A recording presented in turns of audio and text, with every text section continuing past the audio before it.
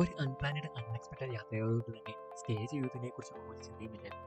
വൈകുന്നേരം ഒരു 4 മണിയായപ്പോൾ സുഹൃത്ത് കാറുമായി വന്ന് എവിടെയും പറയുന്നു. ആദ്യം ചുമ്മാ കൊല്ലം ബീച്ചിൽ നിന്ന് വർക്കല, അത് മറി കോവളമാകാൻ അധികം സമയം വേണ്ടി വന്നു.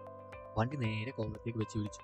ഇതൊരു ബഡ്ജറ്റ് ട്രിപ്പ് ആയതുകൊണ്ട് തന്നെ 350 രൂപ ടോൾ ലാഭിക്കാൻ ഷോർട്ട് കട്ട് എടുത്ത് ഞങ്ങൾ കോവളത്തേക്ക് എത്തിച്ചേർന്നു. വരുന്ന വഴിയിൽ ചായ കുടിക്കാൻ മാത്രമായി നിർത്തി. ഇവിടെ എത്തിച്ചേർന്നപ്പോൾ സമയം 6:30. ഒപ്പമുണ്ടായിരുന്ന സുഹൃത്തിന് ബീച്ച് വ്യൂ കിട്ടുന്ന സ്റ്റേ തന്നെ വേണമെന്നൊരാഗ്രഹം. ഞങ്ങൾ അങ്ങനെ ആദ്യം ചെന്ന് കയറിയത് ലീലയിലായിരുന്നു. ലീലയുടെ റേറ്റ് കേട്ടപ്പോഴേ ഞങ്ങൾ സെക്യൂരിറ്റി ചേട്ടനെ ടാറ്റയിൽ പറഞ്ഞ് അവിടെ നിന്ന് ഇറങ്ങി. പിന്നീട് അങ്ങോട്ട് ഫോണിൽ ബീച്ച് വ്യൂ റൂം അന്വേഷണമായിരുന്നു. അങ്ങനെ കുറച്ച് സമയത്തെ തിരച്ചിലുകൾ കൊടുവിൽ ലൈറ്റ് ഹൗസ് ഭാഗത്തുള്ള ഒരു റൂം കണ്ടുപിടിച്ചു. മാപ്പ് ഇട്ട് അങ്ങോട്ടേക്ക് പോയി. മാപ്പ് അടുത്തും തോറും ഡെഡ് എൻഡ് എന്ന ബോർഡ് ഞങ്ങൾ കണ്ടു. ഡെഡ് എൻഡ് എന്ന ബോർഡ് ഭാഗത്ത് വണ്ടി എടുത്ത് ഞങ്ങൾ വിട്ടു. ഈ ഭാഗത്ത് സ്റ്റേ എടുക്കുമ്പോൾ ശ്രദ്ധിക്കേണ്ടത് പാർക്കിംഗിൽ ഫെസിലിറ്റി പലയിടത്തും ഇല്ലായിരിക്കും. നമ്മൾ എക്സ്ട്രാ പേ ആൻഡ് പാർക്ക് ഉപയോഗിക്കേണ്ടത്.